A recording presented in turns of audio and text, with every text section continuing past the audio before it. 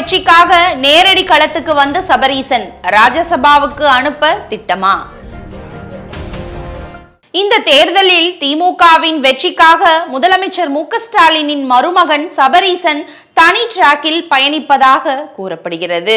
சபரீசனின் பெண் நிறுவன படையினர் உடனுக்குடன் சர்வேக்களை எடுத்து திமுகவின் சாதக பாதகங்களை சமர்ப்பித்து வருகிறார்கள். சோசியல் மீடியாவில் ஆக்டிவாக அதிகமான ஃபாலோயர்களுடன் இயங்கும் பிரபல்யமான முகங்களுக்கு தேவையான கண்டென்ட்களை கொடுத்து கருப்பு சிவப்பு சாயல் வராத அளவுக்கு அவர்களை திமுகவுக்கு ஆதரவாக பேச வைப்பதில் பெரும் பங்காற்றுகிறது பெண் டீம். வேட்பாளர் தேர்விலும் இவர்களின் பேக் ஒர்க் இம்முறை பிரதானமாக இருக்கும் என்கிறார்கள். இந்த நிலையில் இத்தனை நாளும் சென்னையில் இருந்து கொண்டு தனது பரிவாரங்களை மாநிலம் முழுக்க இயக்கி வந்த சபரீசன் தற்போது நேரடியாகவே களத்துக்கு வந்து கட்சியின் முக்கிய பிரமுகர்களை சந்தித்து கள நிலவரம் குறித்து ஆலோசனை நடத்தி வருகிறார்.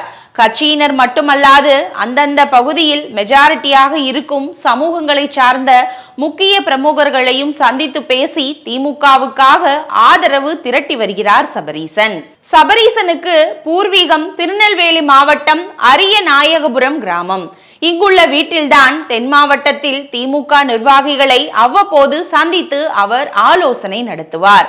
ஆனால் இது தேர்தல் நேரம் என்பதால் மாவட்ட திமுக அலுவலகத்துக்கே விசிட் அடித்து கட்சி நிர்வாகிகளுடன் 1-to-1 சந்திப்புகளை அவர் நடத்தி வருவது பேசுபொருளாகி இருக்கிறது.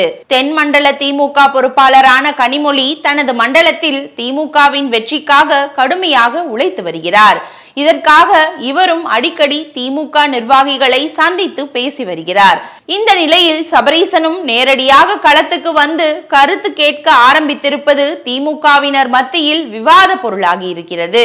இது குறித்து நம்மிடம் பேசிய நெல்லை மாவட்ட திமுக நிர்வாகி ஒருவர், இந்த தேர்தல் திமுகவுக்கு மிக முக்கியமான ஒன்று, அதனால்தான் ஒட்டுமொத்த தலைவர் குடும்பமும் ஆளுக்கு ஒரு திசையில் பம்பரமாக சுழன்று கொண்டிருக்கிறார்கள். அந்த வகையில் கன்னியாகுமரி, திருநெல்வேலி, தூத்துக்குடி மாவட்டங்களில் கட்சியினர் உடனான 1-to-1 சந்திப்பை சபரீசன் நடத்தி இருக்கிறார். தனது விசிட்டின் போது தொகுதி பார்வையாளர்கள், மாவட்ட ஒன்றிய நிர்வாகிகளை தொகுதி வாரியாக சந்தித்தும் பேசி வருகிறார் என்று தெரிவித்தார். 2021 தேர்தலில் தமிழகம் முழுவதும் தீவிர பிரச்சாரம் மேற்கொண்ட உதயநிதிக்கு பரிசாக அமைச்சரவையில் இடம் அளிக்கப்பட்டது. 2024 மக்களவை தேர்தலில் திமுக கூட்டணி அனைத்து தொகுதிகளிலும் வெற்றி பெற்றதை அடுத்து துணை முதல்வர் அந்தஸ்தும் உதயநிதியை தேடி வந்தது. அதே போல இதுவரை திரைமறைவிலேயே செயல்பட்டு வந்த சபரீசன் இம்முறை நேரடியாகவே களத்துக்கு வந்திருப்பதை அடுத்து அவரும் அதிகாரத்துக்கு வரலாம் என்ற பேச்சுக்கள் வலம் வர தொடங்கிவிட்டன. அடுத்ததாக திமுக சார்பில் ராஜ்யசபாவுக்கு அனுப்பப்படும் நபர்களில் சபரீசனும் ஒருவராக இருக்கலாம் என்ற ஒரு செய்தி நீண்ட நாட்களாகவே அறிவாலயத்தை வட்டமிட்டு வருவது குறிப்பிடத்தக்கது.